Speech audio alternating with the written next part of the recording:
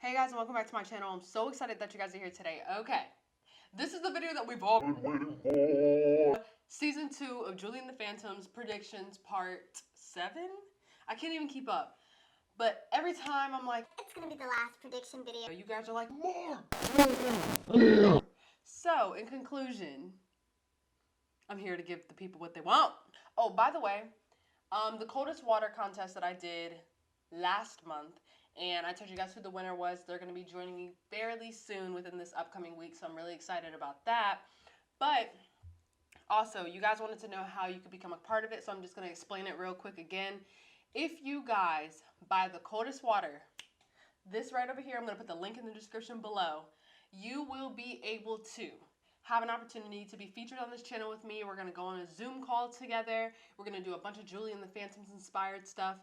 Or if I am talking about a different TV series or a different movie at the time and you guys prefer to talk about that, we can definitely do that as well. But as of right now, since I know a lot of my Julie and the Phantoms are here, it'll be JATP.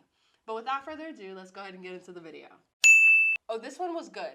Eva Roth said matching bracelets. Maybe Ray and Luke were friends, because I pointed out in my last prediction video that Ray and Luke had on these same like black and white bracelet band, and I thought that was interesting because Julie and the Phantoms literally just posted something on their Instagram the other day saying how Flynn and Julie, like their friendship bracelets, keep them together. Like it's like kind of like the glue of their whole friendship.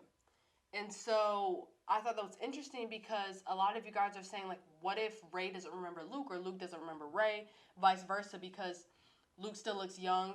First of all, Ray looks a lot older, so Luke wouldn't even be able to know if he had known him previously, before before Street Dogs, kind of like. So I thought that was an interesting point, and I really feel like we're going to see which one of the boys is connected with Ray, because one of them is, for sure. There's no way that Reggie can have that one-sided cool friendship with Ray, Luke have the same looking bracelets, and Alex and Alex and Julie's dad, we didn't really get that much interaction. So I don't know, I'm really trying to see which boy is connected with Ray, because it's got to be one of them. Okay, I have an idea about their unfinished business. Hear me out. I think the boys' unfinished business is that they need to become legends. Because throughout the show, every single time someone brought up the Orpheum, they were like, they're going to be legends. The Orpheum is the stepping stone to become legends, Luke says as well.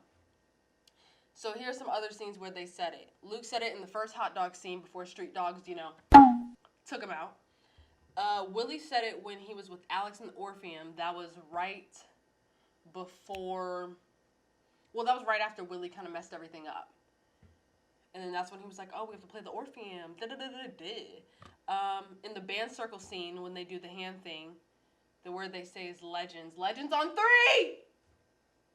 As well as, in general, their goal is for them to be known and go on tours and such.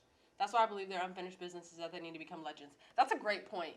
I don't understand why the writers would put this in so much, put those exact words in so many different scenes and episodes, if it didn't have significant meaning in the upcoming seasons. Crossing the fingers that they get announced for a season 2. Because we're still waiting at Netflix. Mango L said, I have a prediction. I think Trevor/Bobby is going to get close with Julie and the band to produce an album.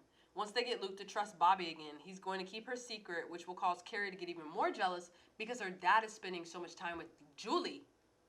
The thing is, I kind of see that because when Bobby came back from jogging and he was like, hey, baby girl, and he was like, what is that? That sounds good. Carrie was like, oh, please don't say that. I think that just kind of proved that we're definitely going to see a little bit of a backstory between what happened with Julie and Carrie because of how she reacted to that scenario.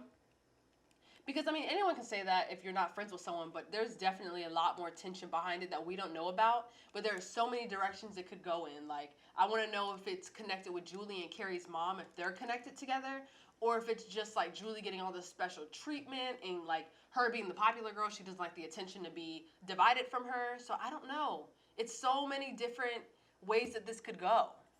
I would die if they were to find perfect harmony because right now he doesn't know about it and it would just be so perfect. I think we would see how he's shown. Oh my gosh, I just thought about something. I'm going to finish this though.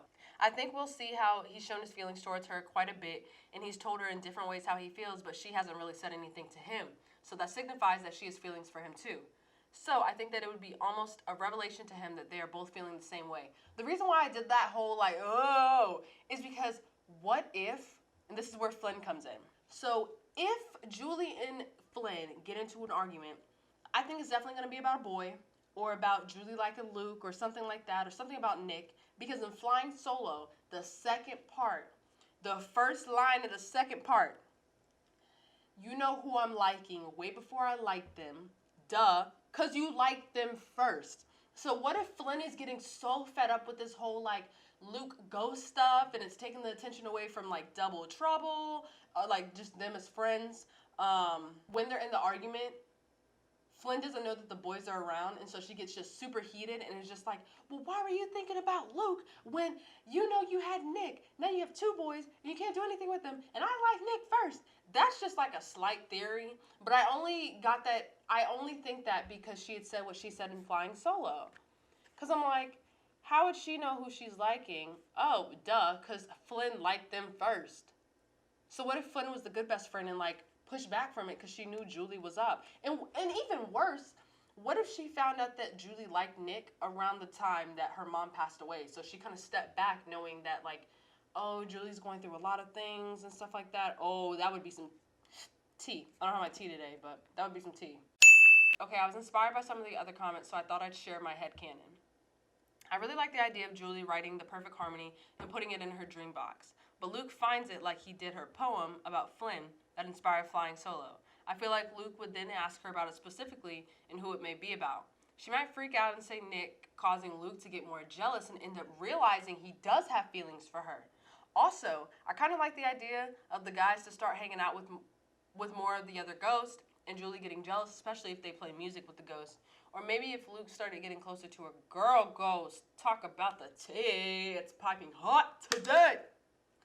I don't know. I feel like it would be a cool way to introduce new characters. Stephanie, I completely agree.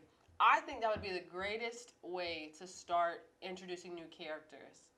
Because it would be really hard to introduce like recurring lifers as characters versus ghosts. Because, you know, they come in and out. We don't even know what's going to happen with Willie next season. Because what got me thinking was when Caleb had popped up in Julie's mom's studio right before Julie had left to go ride with her dad to the Orpheum. And he was like, oh, I know it's your stamps that's doing this to us. He was like, And that got me thinking. Caleb was like, the only way they would know that is if Willie told them. Because they didn't know about it. Well, they knew about it, and he was like, oh, it's just a club stamp. But they wouldn't have known as much information unless someone on the inside told them. And the only connection is Willie and Alex. So I think Caleb definitely pieced that together, and Willie's in some trouble. Willie's in some trouble. What if Alex is going to have to save Willie season 2? That would be cute. I'd be here for that. Oh, wow. But yeah, I definitely want to see some new characters, at least one or two. I don't want it to be too oversaturated, but definitely like a new character next season. Kenny Ortega, I'll send you my actor's access. I would love to be that new character. Anyways, not me trying to get a part on season 2. I'm learning how to play the electric guitar and the drums, and I'll have it down in a couple months. So let me know if you want to see my actor's access. Anyways, excuse me. I had a little tickle in my throat. Olivia Evans. I have a headcanon for Flynn and Caleb and Tia. Ooh, I don't hear much about Tia, so I'm excited to read this one. Flynn. She has a rough home life, and that's why she's always at Julie's house. Is it because she's black? Is that why? No, I'm playing. But is it? She has a lot of siblings. I don't know. Maybe her family doesn't have a lot of money, so she goes to thrift stores. What's wrong with her outfits? I think they're pretty cute. She's probably a middle child, so she feels alone at home, so that's why she's friends with Julie. I can see that. Now I can see the siblings one. Maybe she was friends with Carrie and with Julie when Julie and Carrie weren't friends anymore, so she was trying to fix it, and Carrie said something offensive to her, and she and Carrie weren't friends anymore. Kinda. The way I see it is if that is how it played out, I can definitely see like Carrie being really rude to Julie and Flynn just being the like great friend that she is. Like, you're not going to talk to my girl like that. Bye. And then the birth of Dirty Candy. Caleb. He was an only child. His parents died when he was young, so he felt lonely. He had anxiety like Alex, so he used magic tricks as a way to get the thoughts or whatever those are. And when he met the boys, he saw them as sons because he died before he was married. So that's why he wanted them to join the house band. I don't think it's more so of like a sentimental thing with Caleb. I really think it's all about power and him being the most powerful ghost. Because like I said a couple prediction videos back, I really think that Caleb's motive is to be the most powerful, and I don't think he's the only one. I don't think he's the top dog. I think someone else is I think someone else is controlling him, or he's working side by side with someone. So he's trying to like overpower them, or he's just trying to like go a step up. You know what I'm saying? And then the Tia slash auntie, aunt, anyways. She has no kids, so when Rose died, she saw Julie and Carlos as her kids. I definitely see that, stepping up, sister and sister. Was introduced to Bobby slash Trevor by Rose, so maybe they got close, and she found out about the boys, so she told Rose, so Rose confronted him. They had a fight, and so they broke up and wanted to tell the world, but before she could, she died. That's what a lot of you guys are saying, and honestly, I'm low-key a little bit convinced. But it just seems so dark for a kid's show. So, like, I don't know. We're just going to have to wait till, hopefully, season 2 to find out. But then again, the song Wake Up, the song that Julie's mom wrote for Julie, I kind of think the reason why Julie's mom passed wasn't because Bobby did anything to her. I really think it was, like, maybe, like, a disease. Because, like, I think, my mind automatically goes to she knew her time was coming, and so she wrote something so Julie would always have something to remember her by. So I don't know. I mean, it could go either way. She was in trouble a lot when she was younger. So when she found out that Julie skipped school and missed a test, she didn't want her to fall down that same rabbit hole. I can see that. Yeah. Because if Rose was in a couple bands herself, her parents may have thought maybe the same thing that Luke's parents thought, which is why maybe they had a connection. Oh! Revelation! Possibly.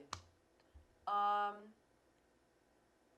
could be completely wrong, but what do you think? Honestly, these are some great headcanons. I'm really glad you asked these, Olivia. They definitely challenged my noggin. So thank you. Because that's awesome. Like, wow. Wow, yeah.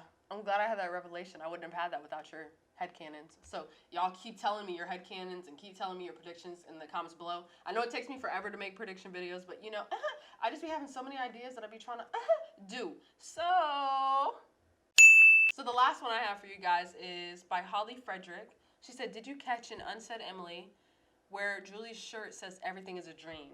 Honestly, I didn't read too much into this, but then some of you guys in the comments in prediction videos a while back, you were saying, what if Julie's all dreaming about this?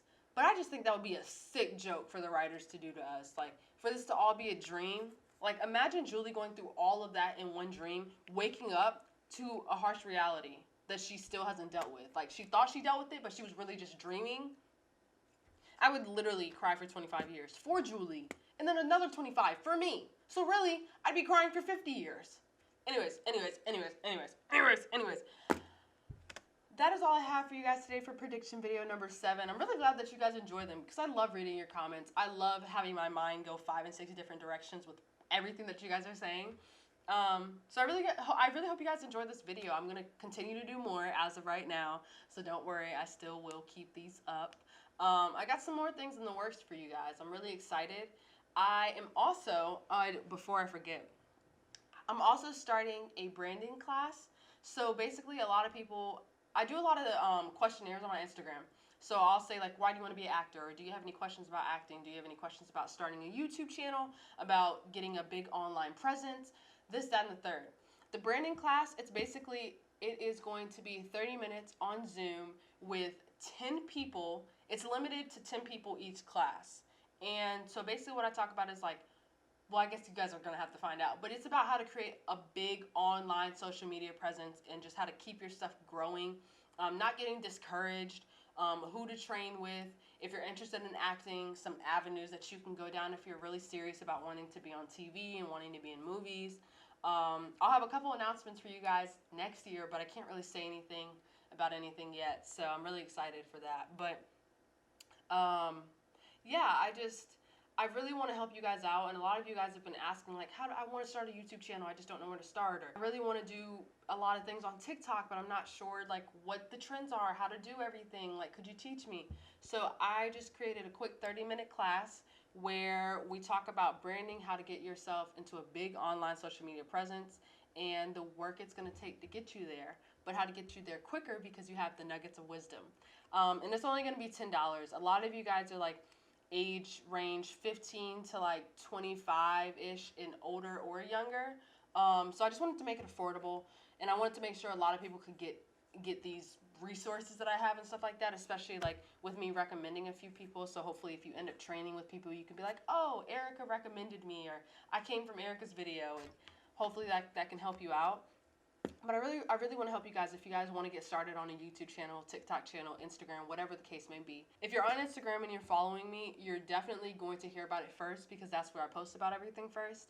And then in my following YouTube video, I'll mention it as well. So if you don't be discouraged if you don't get into the class, you'll get into the next class because I'm going to do it. As of right now, I'm going to do a class a week. So it's going to be weekly until further notice. But I'm really excited that you guys enjoyed this video. I hope you love this prediction video because I love making them. And I've got so much more Julie and the Phantoms content on the way.